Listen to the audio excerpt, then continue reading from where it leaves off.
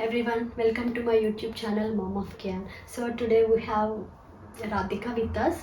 So she's sharing her birth experience like during pregnancy and after birth and so etc. She's sharing with us today. So let's speak to her.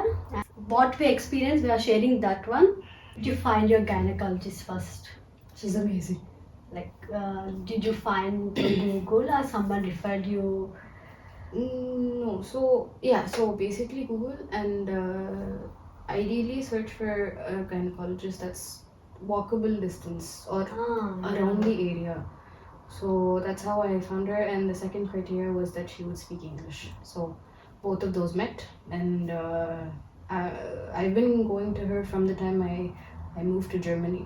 So and she's an OBGYN as well. So there's a difference between only being a gynecologist and also being an OBGYN, right? So both of them, it somehow worked out, basically.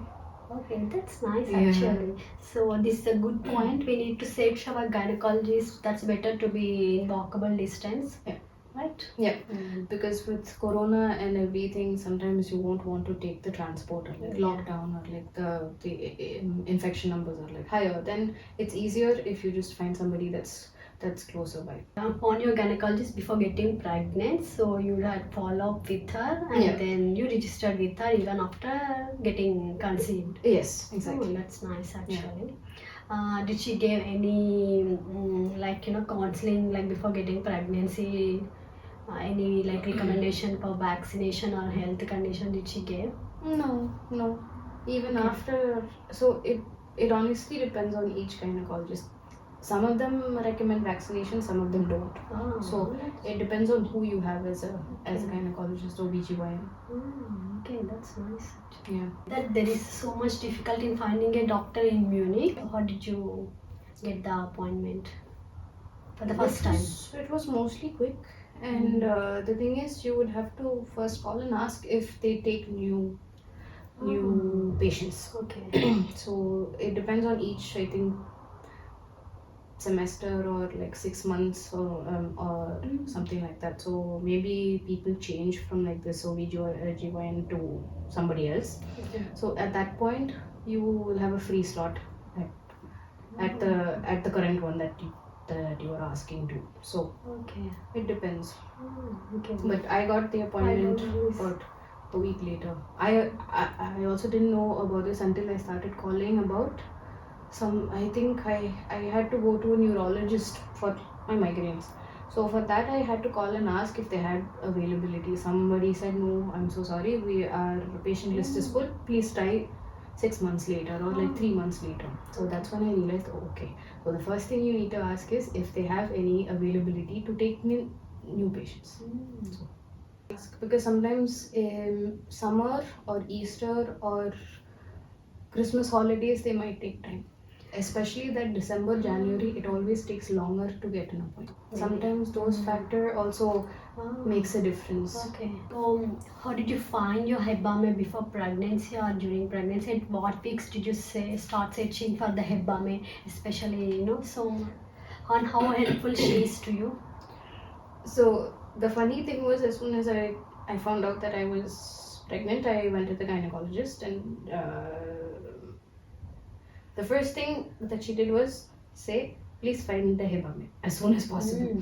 And what my gynecologist did was, she like gave a paper about all the pregnancy related things, as well as the Hebbamme is near in the area. So each area has a Hebbamme praxis. So so you would ideally have to find somebody in your area, because that's so then it'll be easier for them to travel from their office to your place, and also like cover the other patients that they have. So so ideally do it as soon as you know that you are pregnant, because they get booked really fast. And I still remember I got pregnant in November, and when I had checked online, so some of them have online websites. So in that website, each Hebbamme had their own page. So in that page, it was written clearly, I am not available until So my due date was June until May. Ah. Until May of 2021, 20 I'm not available. So thankfully my due date was right after that, so I was able to like book her. Okay.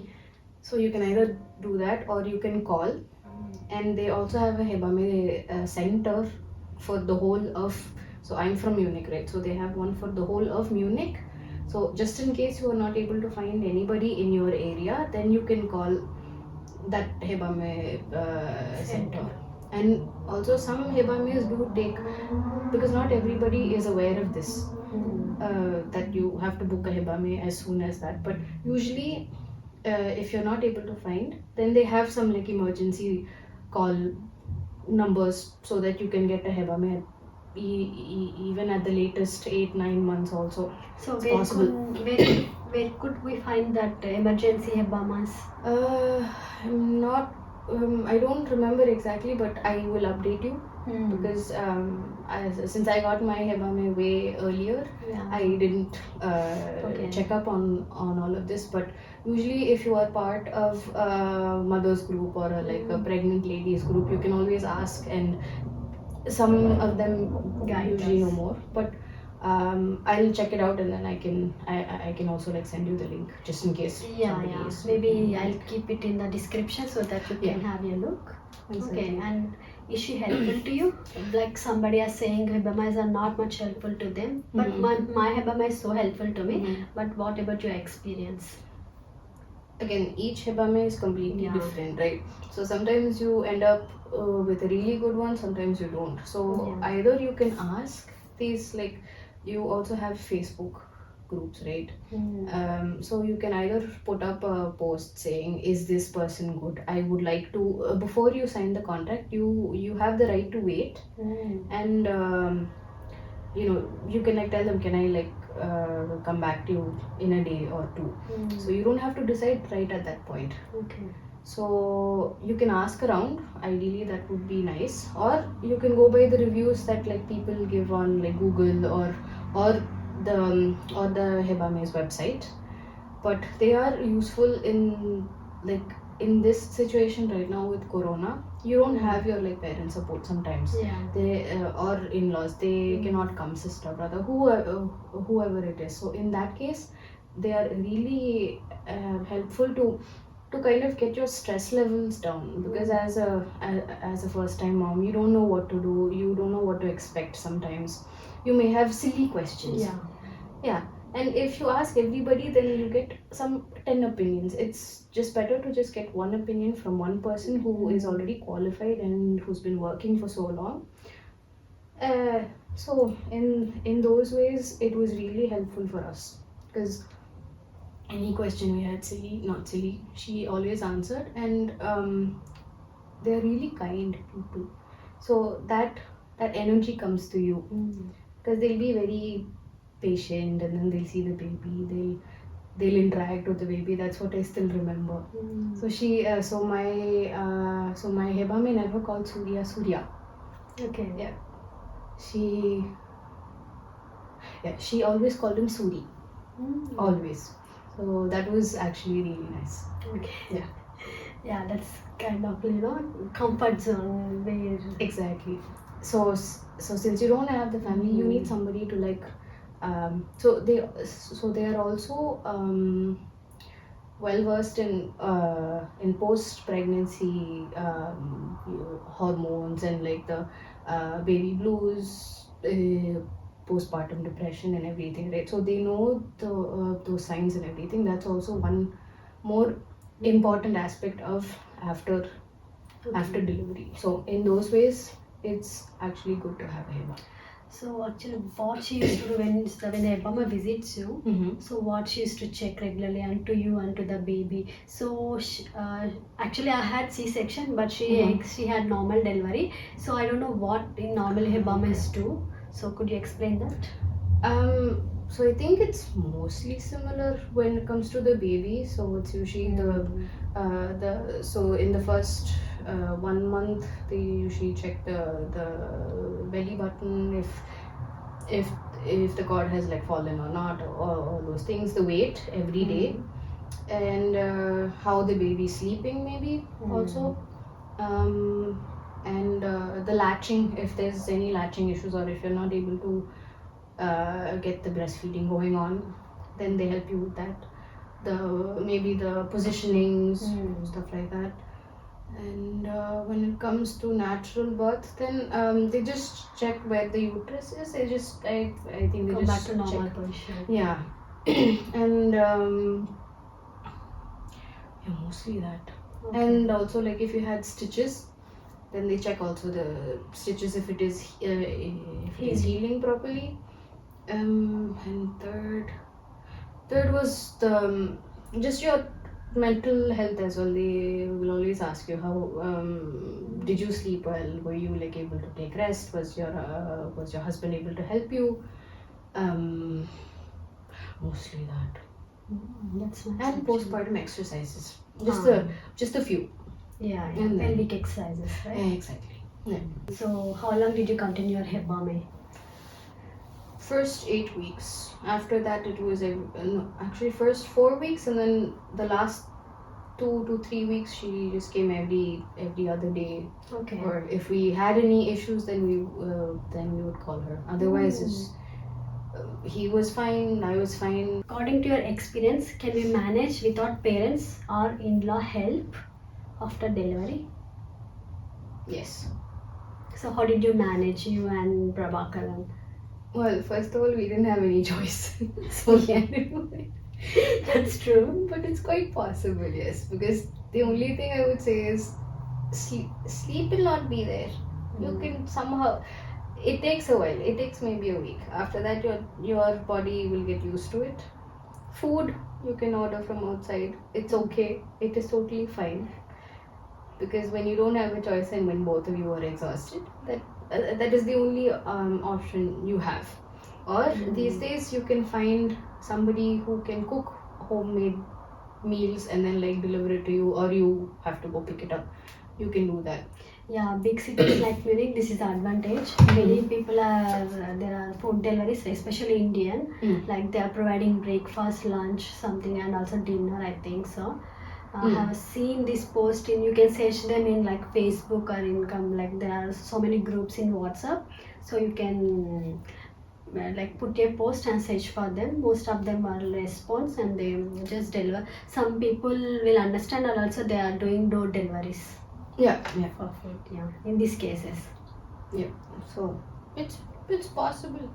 Yeah. So have you attended any birth courses or baby caring courses before delivery? I was only able to attend the breastfeeding course, but unfortunately, so try to take those courses as close to the birth as possible, because the sooner you do it, the faster you basically forget everything. So, and the birthing course, unfortunately, I gave birth 3 days before actually attending that course. So, but you do have YouTube videos. So you can at least have that as a preliminary research thing or like whatever. So like most of the elders will advise like so many food restrictions during delivery and after delivery, during pregnant. So even in my community, they will advise not to eat like papaya. So, okay. Papaya. So in your community, is there like any food restrictions during pregnancy or after delivery during breastfeeding?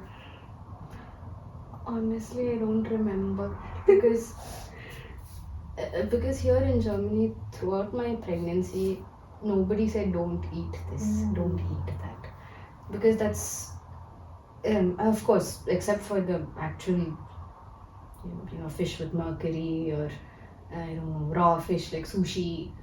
Those are quite normal and those are known internationally. But other than that, of course, people back home advise. But when I asked the doctor, she said no, there is nothing like that. So it is, of course, your personal choice to actually take in the advice from like elders back home. But if you feel that you want to, then it's your choice, or just consult your gynecologist and say, back home they are like suggesting this, should I or should I not? So Yeah, I ate everything. First question is because I have C-section. I know my C-section date, so I'm ready for delivery. So how did the for normal delivery? How did you know that you are ready for baby delivery? Like these are the labor pains, not false pains. Like how did you know? Okay, so I'm not sure about the false pains because I never went through that. Mhm. Because so the last week before giving birth, I did have a little bit of contractions when I used to stand for like a long time. Then when I used to lie down, it would go away. Or like when I started to relax a little bit, it was fine. But so what happened is I had the vaginal mucus discharge that was a little bit brown. You are saying amniotic fluid. No, no. What happened was my mucus plug came out. Okay. So that's a very thick mucus that is whitish, yellowish in like color. But I also had blood along Okay. with it. So it wasn't only completely just like a big blob of white, but with blood. So usually that means that they would have to check you up at the hospital. So this was one of the things that they said during the birth course, which is when this happens, please call the hospital and they will advise as to what to do. So they told me to like come in for a checkup to see. So then they checked if my amniotic fluid was leaking because I don't know if our viewers have actually seen the birthing class videos or like not, but there are several signs of labor. But just because your like water breaks or just because the mucus plug comes out doesn't mean that you will be giving birth in the next couple of hours or like something like that. The contractions have to be closer apart and stronger.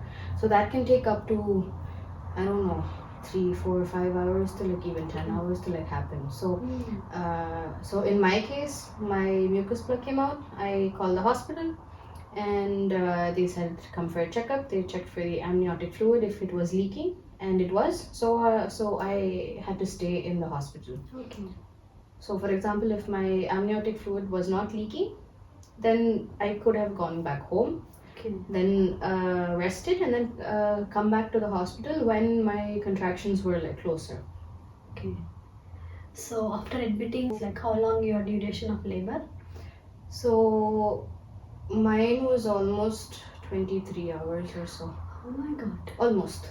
I think. I'm not quite sure because my contractions started the night. So I was there. It started Monday night. Yeah. Yes, Monday night. Around 10 o'clock. And then around 12, it started getting a little bit more frequent and a little bit more stronger. And then my water broke in the Tuesday morning at 3. And then Surya came at 12:44. In the afternoon. In the afternoon. So. Oh, okay. So during all this time, is Prabhakaran is accompanying you, or they just sent him to go back to home? So he wasn't there until 6 o'clock in the morning. Oh, okay. So due to Corona, husbands could not stay over. So in that case, the whole water breaking and everything, it was by myself. It was at 3 o'clock in the morning. Yeah. And when I asked the nurse, she said, just let your husband sleep for a while. He needs his rest. So then I only called him around 5 o'clock in the morning, and then he was like, why didn't you call me already? So then he came around 6, and then from that time, so basically what the rule is that once a labor is active, meaning contractions are closer and like you're like dilated a little bit more, I think around 2 centimeters or so, that's when they let the husbands join you. So, then after that, till birth, and even after that they can stay. Like they have visiting hours, right? So but dads get special privileges, so they have a paper in the hospital, so just for fathers. Okay. And you would have to get it from the nursing from the nurse station usually. So that paper is to accompany with you during labor hours. No. So that is for the visiting hours after giving birth. Before giving birth, you don't need anything. Oh, okay. It's just you just say that I'm the husband, and then. So after giving birth, with that paper, the husband can stay longer with you. Yes. So usually the visiting hours may be until 5 or 4, or from like 3 to 4. But for fathers, they can stay from, I don't know. I gave birth in Klinikum latching in Munich. So for that, it was allowed from 6 o'clock in the morning to 10 o'clock at night. Oh, that's nice actually. So that was, but the visiting hours was only from like 8 to 3 or like 4. So hence it is, of course, they're the fathers. So hence they have a longer stay. So have you do you recommend, can we bear the pains, or do we recommend to take the epidural anesthesia for normal delivery? So what my husband, so it's again an individual choice. Yeah. Some people can bear the pain, some Cannot. just cannot. But what we had thought out is to try to bear the pain as long as possible. So what you could do is maybe tell the Hebbamme or like whoever's in charge there, that to let you know the time. So after a certain point, you cannot take the epidural. So you can ask them to let you know that cutoff point. Ah, okay. So then you can decide if you can bear the pain. They will give you painkillers, yes. That's for sure. It's not like without, but it won't be as potent or as strong as like an epidural. So it's a personal choice. Okay. When did you register with Klinikum for the birth? Do we need exactly? Do you need to register right after birth, after getting conceived, or because especially in Munich it's very difficult to get a birthplace too. So it really depends on where you plan on giving birth. Yeah. There's this one called Dritte Orden. It's I don't know exactly where in Munich, but that one is, I don't know, it's in high demand that people even start calling and registering when they're expecting to be pregnant. Yeah, I personally don't understand, but so each hospital has its own rules. So when I had called and asked Klinikum latching, they said only when you are at the 30th week or after your 30th week of pregnancy can you call and register with us. Some hospitals start at 20 weeks, some hospitals start at 25 weeks. It depends on each hospital. You would either have to check online or you can call and ask them. Okay. And yeah, ideally choose a hospital that's closer, because if your husband has to make trips from the hospital to home, then it's better. Yeah, even if it is emergency, you can reach out early. Exactly. C-section, they need to stay 4 to 5 days after delivery, after C-section. For normal delivery, how long should we stay? It depends. Usually it takes again 3 days, 4 days. Okay. Some people say that it depends on your comfort level to go home, because you also have to feel ready to go home as well. But at the same time, the main criteria that the hospital sees to send you home is if you are physically getting better, and if you don't have any fever right after giving birth, and you have a gynecologist checking up morning and evening usually, and they will check your vagina, how if it is healing, if the stitches are fine, and yeah, I think that's all they checked for me mostly. And of course the other criteria is the baby, if he's feeling well. In my case, since my son had higher bilirubin level, which is related to jaundice, we had to stay 10 days. Okay. Because he was in phototherapy, then they have to then the babies have to get better for you to go back home. So in some cases they send the mother, they discharge the mother, but they keep the baby. No. So in your case, did that happen? No. Okay. They will keep the mother and the baby together. So basically, so what other people had advised us is to find a hospital with a neonatal care unit in the hospital. So which is basically a pediatric ward. So that if the baby, as in my case, has some issue to be taken care of, then they don't separate the mother and the baby. That's a good point, actually. Otherwise, they would keep the mother in the hospital wherever she had given birth, and then take the baby to the next hospital that has the neonatal care ward. Okay. So better to find something. Yeah, that's a good point what Radhika said. So better make a note about this. For me, even though C-section, they just asked me to do my work after the second day. Like I had not second day, not but third day. They said me I have to change my baby diaper for every 2 hours. I have to get up and take him to the every checkup. So how was your experience in that hospital? How helpful are the nurses and the staff there? So, as with every hospital, some nurses are very helpful. They're really nice. Some nurses are not.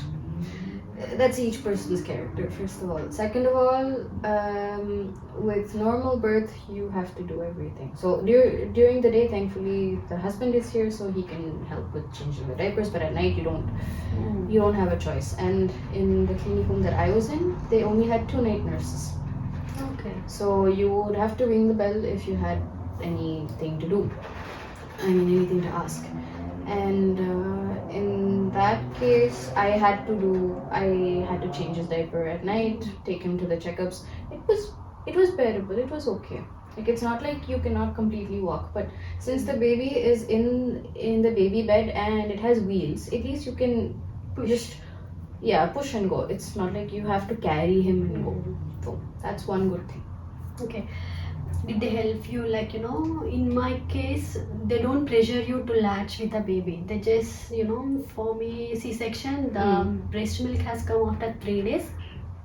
During the first 3 days, they started feeding formula, and I don't know how to latch the baby during that time. With my scar, with my pain, I don't know which position. It's not very comfortable to latch with the baby. Even the Hebbamme is there in the hospital, they don't force you. They just come with the formula and they'll feed and they'll just leave. That's how they are. Most of them, they don't push you so hard to feed. But in your case, how it is? They are very helpful to latch with the baby.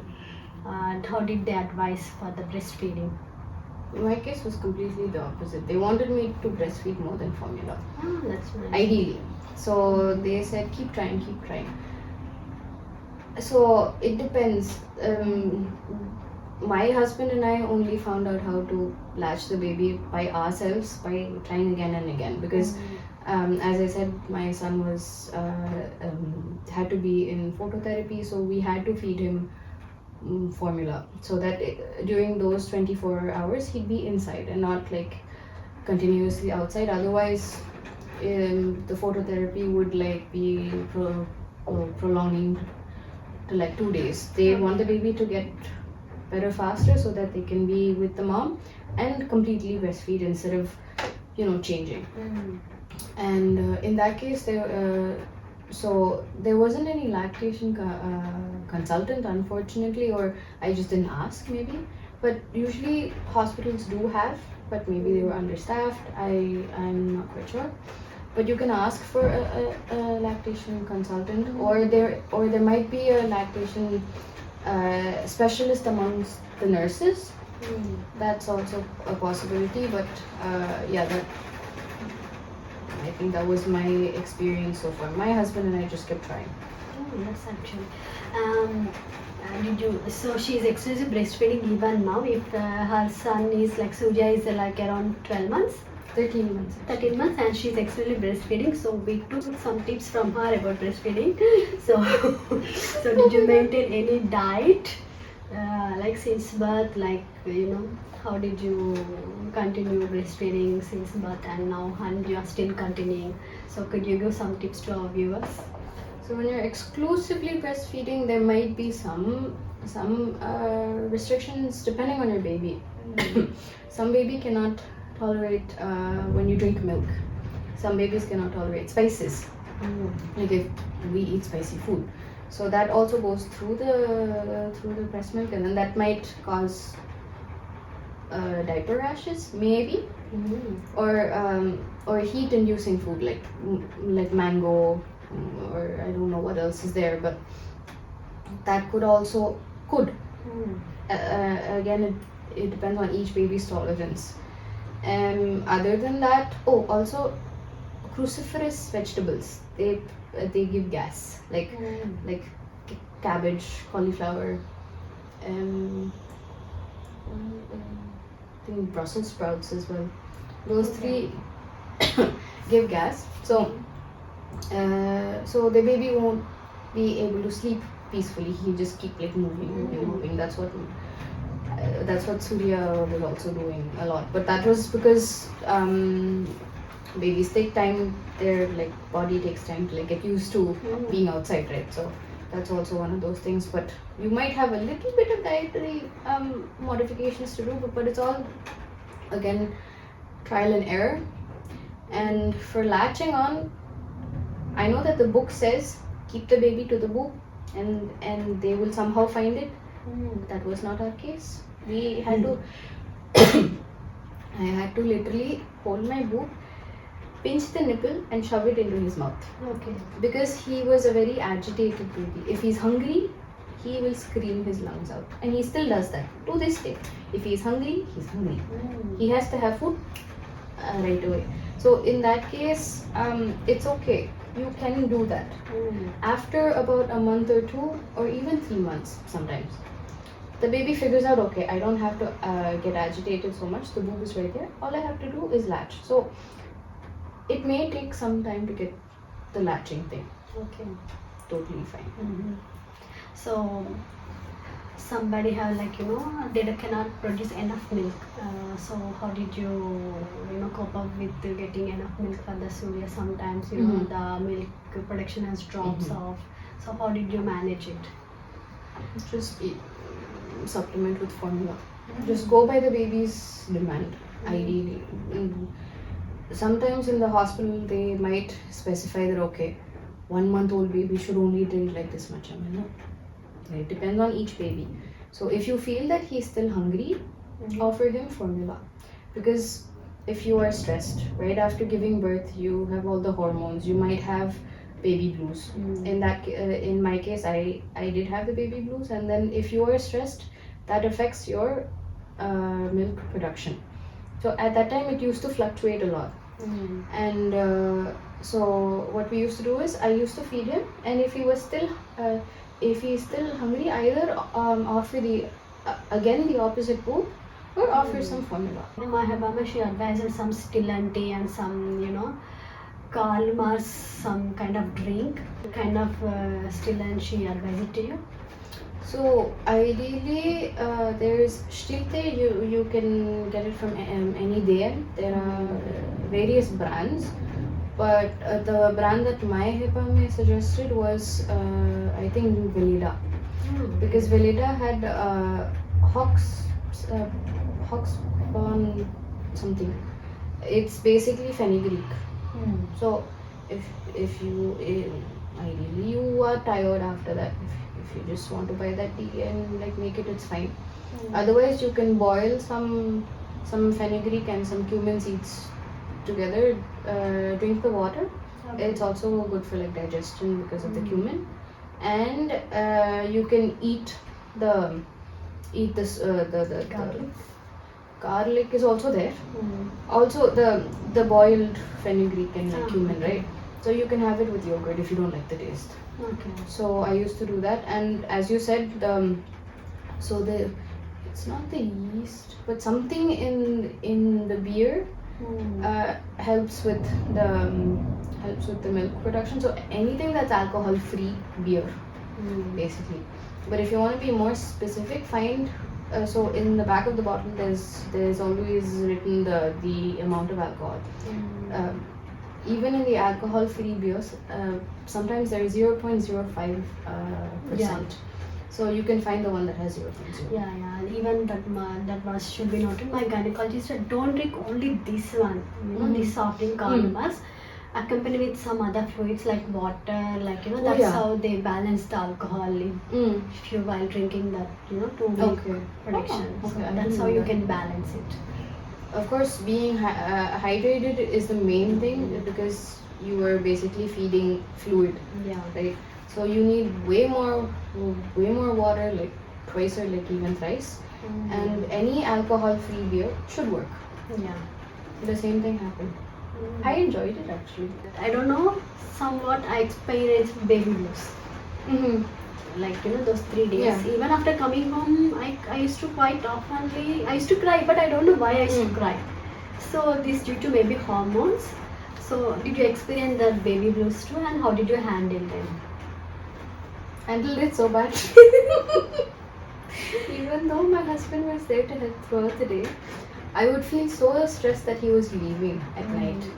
And what makes it worse is the fact that you don't have enough sleep. It's a big change. Having a baby is not just something like having a puppy. It's one big responsibility that's like put on you. You have to feed them. You have to change them. Sometimes they might cry. You might not know why. All of those makes a huge difference because you're like, oh my god, why is my baby crying? Then you'll be like, I should know why my baby is crying. How do I not know why my baby is crying? I am such a bad mother. That'll happen. And then it'll be like, okay, my baby pooped. Is his poop fine? I don't know what color it is. Check Google. And then Google will be like, if I don't know how many explanations. Then it'll be like, what if my baby's poop is this? Maybe I should ask this person. Oh my god, I don't know what like the baby's poop color is. I should know more. I'm a bad mother. So everything leads to I don't know anything, but it's quite normal. It's your first baby. Actually, the whole concept of having a baby and raising them, everything is going to be new. And as you said, because of those hormones and giving birth is such a laborious process with no sleep sometimes. I can say, for example, for C-section, post C-section is very hard to recover. That's called a trauma, like post-trauma. And for the normal delivery, that it starts from the labor itself. That's pre-trauma and the post-trauma, accompanying both. And that's how difficult to, maybe that may lead to the baby blues due to that stress and hormones. So, did you ask any help in the hospital? Yes. I was like, please give me help. I need help. Because as you said, I started crying for everything. So I just focus on something somewhere, start like having thoughts in my head, and I'll just start crying. And Prabhu will be like, are you okay? I'm okay. I don't know. That was, you should ask him. That was the only thing I said for like about 3-4 days. I'm okay. I'm fine. I don't know why I'm crying. And then the worst part is when you have this type of feeling, just talk to somebody. Because within the first 2 days I was talking to people, at least my parents. After that I completely stopped with everybody. I was just no music. I love music. I never listened to music. I used to play games. I used to read. No reading. I was only focused on Surya. So I would say go out for a walk if you feel up to it. Go out for a walk. A change of place, some fresh air. The fact that my baby also had jaundice was one of the factors which basically made it worse, because I was like, why can I not make him like better? I'm trying to feed him. I'm not able to feed him. But at least he was taking formula after a certain point, and then like pumped breast milk. That was okay. But also the fact that the whole breastfeeding thing didn't happen right away, that was also one of the factors that like came into the baby blues. I was like, why can I not feed him? What if I can't feed him after like we go home. And the fact that people also push you to like breastfeed, Yeah. that is also one more stress. It's like, okay, if you don't want to feed him, it's okay. Just give him some formula. Come back home. Once you come back home, it gets a little bit better because you are in a more familiar environment. So your stress goes down a notch or two. So, so the first couple of days are going to be hard in the hospital, but those are the things that happened. The stopping talking to people, crying without any reason, being very like emotional, and then just thinking normal things that you wouldn't, like, you know, I'm a bad mother, or like I don't know what to do, so I'm like this. Okay. How did they give any counseling? Baby blues have to every woman after, like not every woman, but most of the majority of the women have baby blues right after delivery. Yeah. In few cases, those baby blues may turn into postpartum depression. Keep an attention to that emotions. It's very important. Nobody talks about it actually. You do read it in like books and everything, but then we also knew a lot of couples that had like given birth, and then nobody talks about this. Nobody tells you, okay, you might have these issues, you might just cry for no reason or like stuff like that. I had to go through it to be like, at least I knew that something was wrong. So then I was like, I want somebody. I want to talk to somebody. So then that the hospital counselor was like, just don't listen to anybody. You are the mother. You know your baby best. So just do whatever you have to do. Do not listen to, I don't know, 10 people, or like each person has their own opinion. Yeah. But if you need help, please ask for help. That's the first step. Yeah, exactly. Yeah, even the husbands have to know about these things. Yeah. Right? Yeah. Back home, the issue is we're not alone. We have our mom, dad, in-laws. Yeah. Everybody's there to like even take the load off of you. You don't have to cook, you don't have to clean, you don't have to get out of bed. Except to, of course, the usual things. But apart from that, you are taken care of. Whereas here, yes, the husband is there, but only for like about a month, and then after that, you have to start doing things, and then so those might also, you might start thinking too far. Just think about today, and go about Take life. day by day. To buy like the must buy products which may help to not to be stressful to us. Work done easily, not to stress.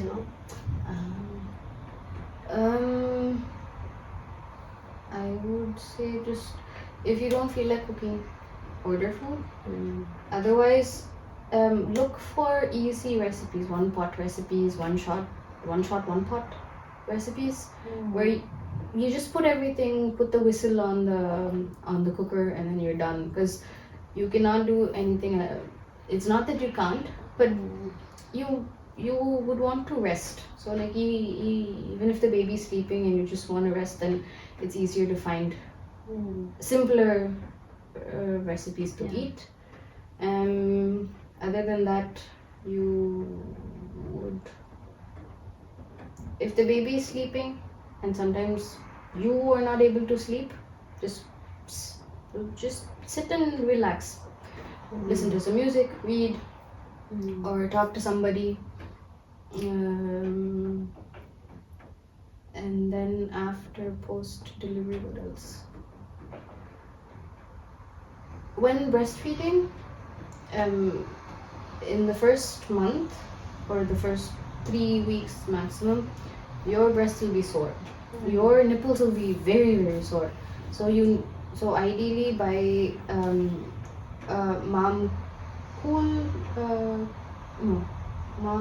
compressed pads, they're in them, and then nipple cream. Those two are like a must. Okay. For the first 3 months, for the first 3 weeks. After that, your nipples get used to the abuse. So Have you taken a Rupmeldum course after delivery? yeah, after 6 weeks. So basically, when my son was 3 months or so, the Hebbamme said that's easier because then they're awake, but they don't make too much of a fuss. So like even if the baby is awake, it's fine. Okay. You could just have him. And I did it online because of Corona again, but I really at least do that group building exercise once a week, at least, because it helps with your back. But in general, it's better if you have some activity going on after your first checkup, postpartum Yeah. with after your 6 weeks. gynecologist. Yeah. After that, just some light activity would be nice. Exercise wise, Okay. because then you would have to carry your baby at some point, and then he will want to always be carried, and then your back is the most important thing, Yeah. as well as your the pelvic exercises. Yeah. So hope so I covered all the questions. If you have any more questions during like pregnancy or giving birth in Germany, you can comment on in comment section, or Radhika or I may answer those questions, and I also tag her in my Instagram account. You can ping her directly too. Thank you so much, Radhika, for your precious time. I know how difficult with the babies. Yeah, answer all my questions very patiently. I know some questions are very stupid to ask, but even though she answered it very, There's no such thing as a stupid question when it comes to pregnancy, birth, and all that. So thanks for coming, and Thank you for having me. it's my pleasure. Bye bye. Bye. So thanks for watching my videos, and like, share and subscribe.